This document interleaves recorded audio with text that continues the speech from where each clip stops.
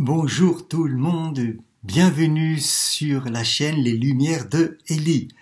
Si ce partage vous plaît, merci de liker et merci de faire connaître. Nous avons vu la dernière fois par rapport au premier partage que nous avons eu sur Shabbat, l'importance de parler, l'importance de la parole. Bien sûr, nous pourrions rentrer, nous allons rentrer peut-être dans d'autres vidéos et enseignements, l'importance, l'impact de la parole. Mais déjà une première question, pourquoi la parole a-t-elle une puissance aussi importante? Qu'elle fait éveiller en moi des choses incroyables, des émotions incroyables. Et plus je parle, plus les émotions prennent place véritablement en moi. Pourquoi en est-il ainsi dans le fonctionnement de la personne humaine, dans votre fonctionnement et dans le mien? Nous avons vu aussi l'importance de parler, d'accord, le Shabbat, et de dire que nous passons dans un autre monde, de le dire, de le verbaliser.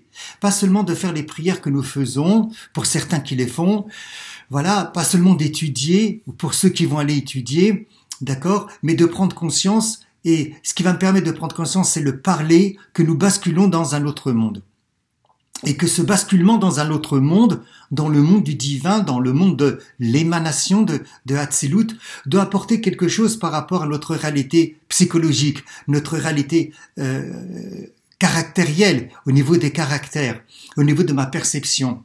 Nous avions sorti un verset des Proverbes 4,22 qui Chaim hem, eux. Chaim, c'est la vie, eux, c'est la vie, les paroles. Les mots de ces hem, lorsque je les sors véritablement, elles prennent vie. Et la suite du verset c'est Ulchol basaro marpé, Ulchol basaro marpé. Et toute chair sera guérie véritablement. C'est-à-dire que la parole de Torah ou la parole dont je vais parler par rapport à Shabbat, parce qu'on verra que Shabbat apporte une guérison, doit apporter une guérison bébassar dans ma chair, c'est-à-dire dans ma réalité humaine. Est-ce que c'est le cas, en toute objectivité? Et si c'est pas le cas, est-ce qu'il y aurait quelque chose comme bouché entre la réalité spirituelle ou ma réalité spirituelle intérieure et ma réalité humaine, ma réalité psychologique, ma réalité des caractères, des émotions? Au point, ça n'a pas d'impact réellement. Shabbat, ce sont les lettres de Tashuv, Teshuva, le retour vers la lettre Ré, vers notre source véritablement. Et ce retour vers la lettre He, c'est le retour vers ce qu'on appelle Olam Abba, le monde qui vient, le monde du divin, le monde où ce sera Kulo Shabbat, où que ça sera entièrement Shabbat. Et nous avons un avant-goût de cela, le Shabbat. Est-ce que j'en prends conscience ou pas? Et si j'en prends conscience, quel impact que ça a dans ma réalité de tous les jours, dans ma réalité de la semaine?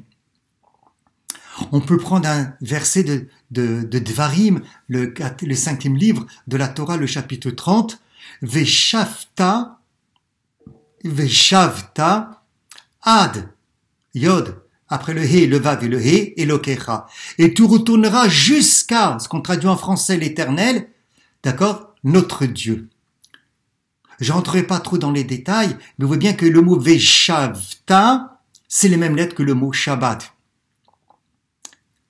L'essentiel de Shabbat, c'est que l'on puisse avoir une appréhension, une connaissance, une union avec le divin.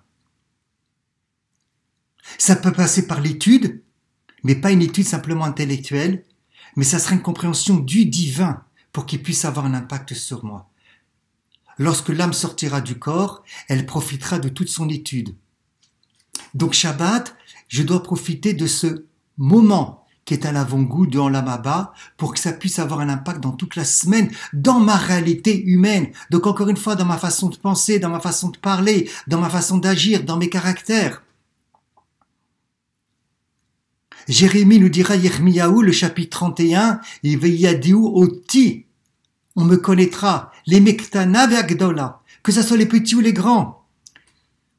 Parce qu'il y aura, comme on appelle, une asaga, une compréhension du divin.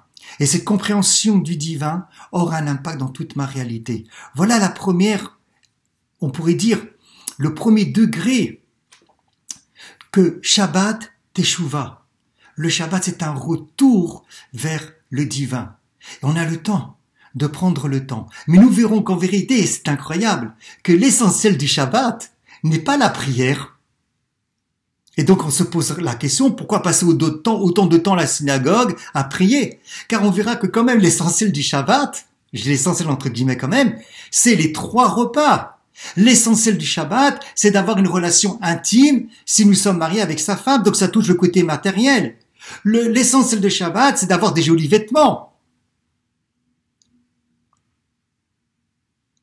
C'est pas écrit que, exemple, la prière de Shabbat va me permettre de ne pas d'être sauvé du Gehinnom. Mais c'est écrit que le 3e repas de Shabbat me permet d'être sauvé du Gehinnom. Quelque chose de matériel. C'est aussi nous l'étudierons, vous voyez le côté matériel.